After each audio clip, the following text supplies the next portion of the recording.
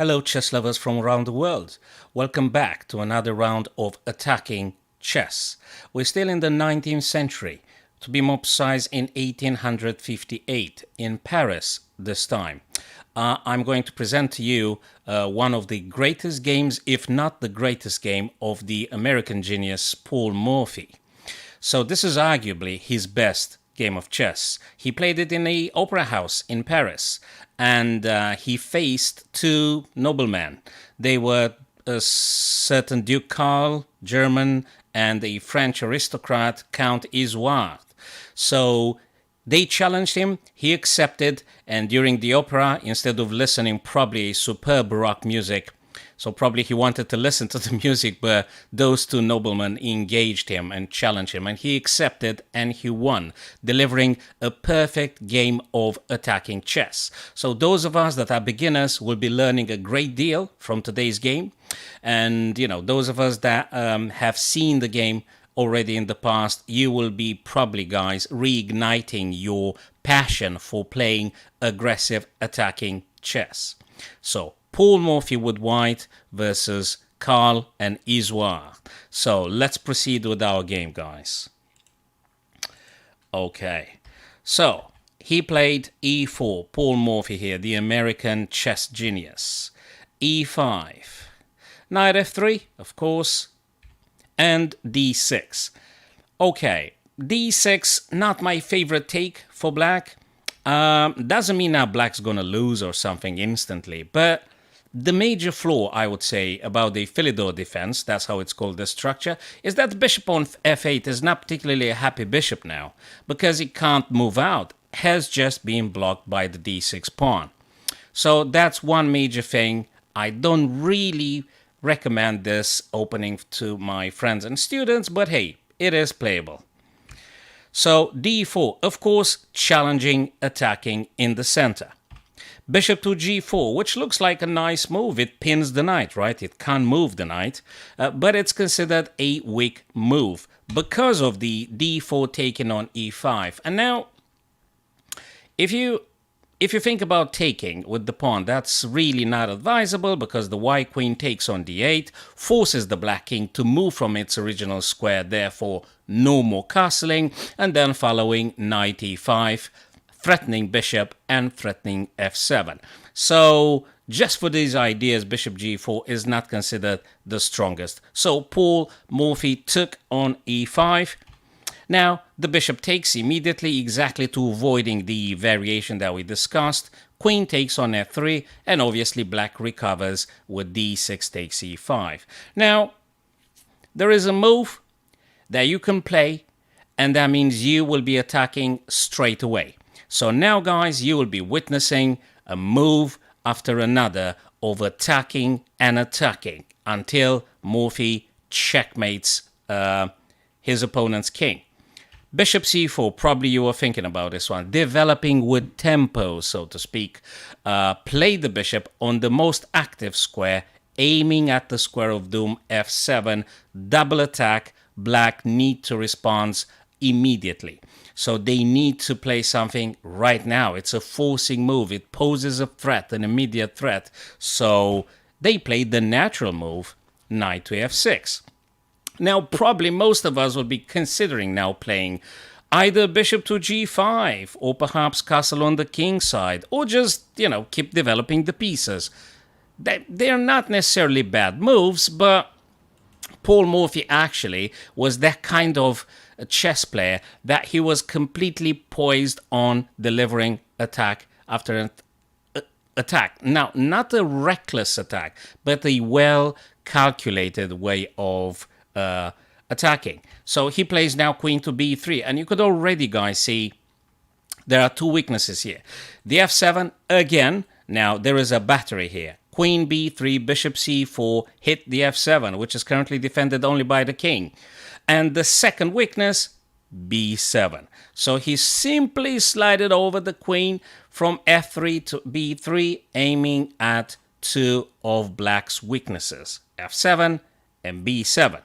So now they played queen to e7, defending f7, obviously. And if white were to consider now to take on b7, very likely they would have played queen to b4, checking the king and attacking the queen on b7. So for this particular reason, Paul Morphy played now knight to c3, which does not allow the black queen to play queen b4 after white queen takes on b7, thus endangering the rook in the corner.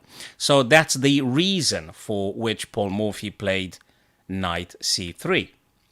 Black continues now with c6, and Paul Morphy played bishop g5, another attacking move because it pins the knight to the queen. So there is no way that the black knight goes anywhere anytime soon because it's pinned, okay? They're going to lose the queen. Now black played, a seemingly very good attacking move, b5, attacking the bishop. And I suspect many of us at this point will be considering now probably retreating the bishop. Move your bishop to safety.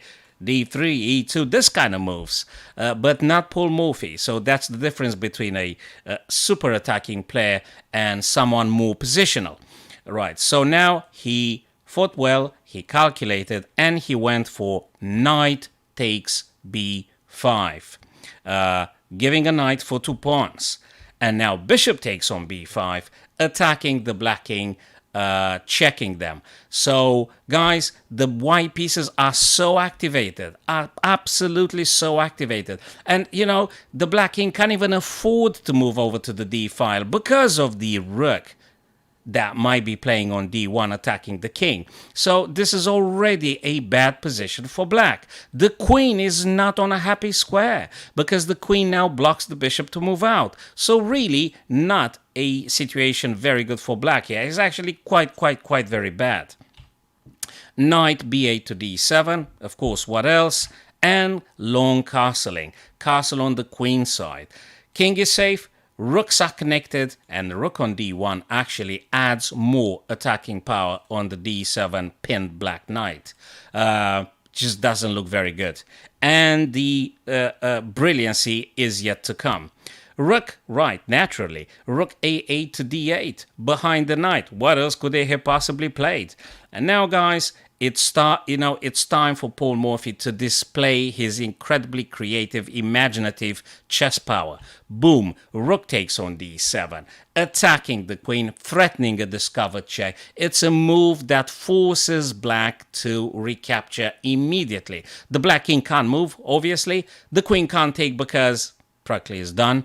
And the knight can't move because the knight is pinned. So they had to take with the rook. They had to.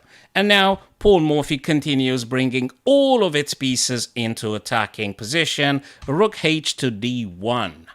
The rook can't move, okay? Knight can't play. Very, very dire circumstance here for black to be. A very, very powerful attacking player, Paul Morphy. Really a genius of attacking. Queen to e6. Now, they were hoping for just releasing the knight to do something in case there were more tradings on d7. But, just Paul Morphy plays at a totally different level here. So he takes immediately with the bishop. Bishop takes rook, delivering check. You cannot not take. You must take that bishop because it checks the king and it forks the queen. And it can't be traded, the queens can't be traded because the bishop obviously forks them. So knight had to take. And now, guys, if you want to give it just a couple of seconds to contemplate the beauty of this attacking position in which white now will be delivering a forced checkmate in only 2 moves. And, this is just brilliant. Absolutely brilliant. It is a queen sacrifice in the Paul Morphy style. Queen to b8. An absolute fabulous, devastating move.